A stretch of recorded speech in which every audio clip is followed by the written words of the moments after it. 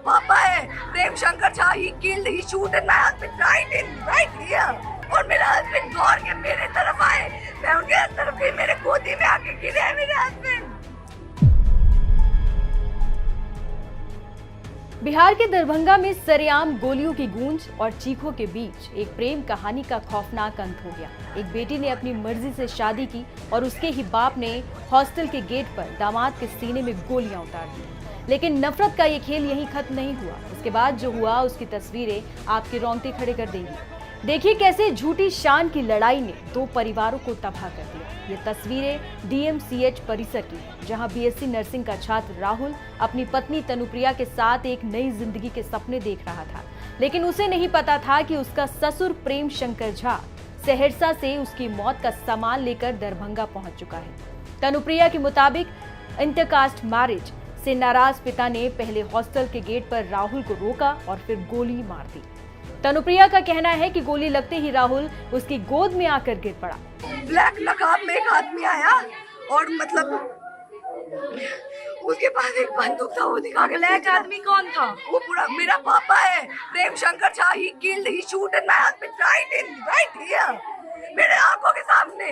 उसने मेरे हस्बैंड से पूछा कि ये बाइक किसका है, बुलेट किसका है। उन्होंने बोला कि मेरा बुलेट है, ये लोग मुझ पर किसके। और वो उसको डायरेक्ट शूट किया, भागने लगा और मेरा हस्बैंड दौड़ के मेरे तरफ आए, मैं उनके तरफ गई, मेरे गोदी में आके गिरे हैं मेरे हस्बैंड, मेरे गोदी में आके गिरे, फिर उनको पकड़ के लेके आए। इस खौफनाक मंजर के बाद तनु ने मदद के लिए अपनी मां, भाई और बहन को फोन लगाया, लेकिन किसी ने उसका फोन नहीं उठाया। हालांकि तनु का ये बयान इस हत्याकांड को एक सोची समझी साजिश की तरफ मोड़ रहा है, जिसे ऑनर किलिंग का नाम दिया जा रहा है। दूसरी तरफ अपने दोस्त की हत्या से गुस्साए हॉस्टल के छात्रों का सब्र जवाब दे गया। उन्होंने हत्यारे ससुर प्रेम शंकर झा को घेर लिया। इसके बाद जो हुआ वो कानून को हाथ में लेने की लाइव तस्वीरें थी। लात घूसों की बरसात शुरू हुई। आरोपी जमीन पर गिर गया, लेकिन भीड़ का गुस्सा शांत नहीं हुआ। भीड़ में से ही एक युवक ने उसके हाथ से वो देसी कट्टा छीना जिससे उसने राहुल की जान ली थी और पिटाई जारी रखी। ये तस्वीरें दिखाती है कि वहां माहौल कितना तनावपूर्ण और गुस्से से भरा हुआ होगा। एक तरफ पति की लाश थी, दूसरी तरफ पिता कातिल बनकर पिट रहा था। इन सब के बीच तनुप्रिया चीख कर अपने ही परिवार पर इल्जाम लगा रही थी। तनुप्रिया का कहना है कि इस हत्याकांड में उसका बाप ही नहीं बल्कि उसकी मां और भाई भी बराबर के दोषी हैं।